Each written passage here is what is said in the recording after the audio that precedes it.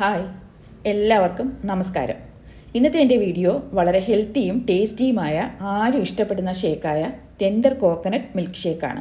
ഇത് വളരെ പെട്ടെന്ന് എല്ലാവർക്കും ഉണ്ടാക്കിയെടുക്കാൻ പറ്റും.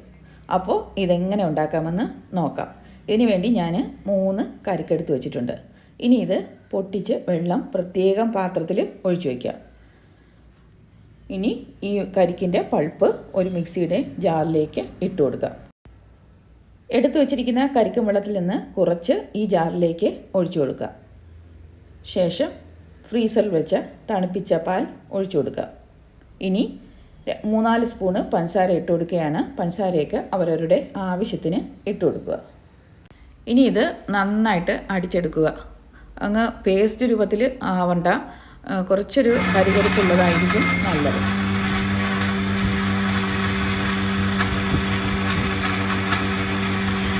ഇത് ഗ്ലാസ്സിലേക്ക് ഒഴിക്കാം.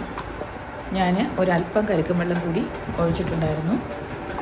നിങ്ങൾക്ക് കൂടുതൽ ലൂസാക്കണമെങ്കിൽ കൂടുതൽ കരിക്കും വെള്ളം ആഡ് ചെയ്യാവുന്നതാണ്.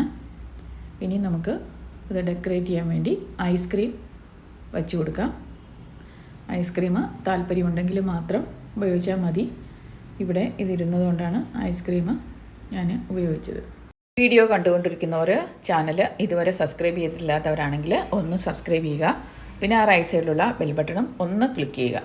ഈ ചൂടുകാലത്തൊക്കെ കഴിക്കാൻ പറ്റിയ ഒരു ഷേക്കാണ്. അപ്പോൾ നമ്മുടെ ഹെൽത്തിയും ടേസ്റ്റിയുമായിട്ടുള്ള tender coconut milk shake ready.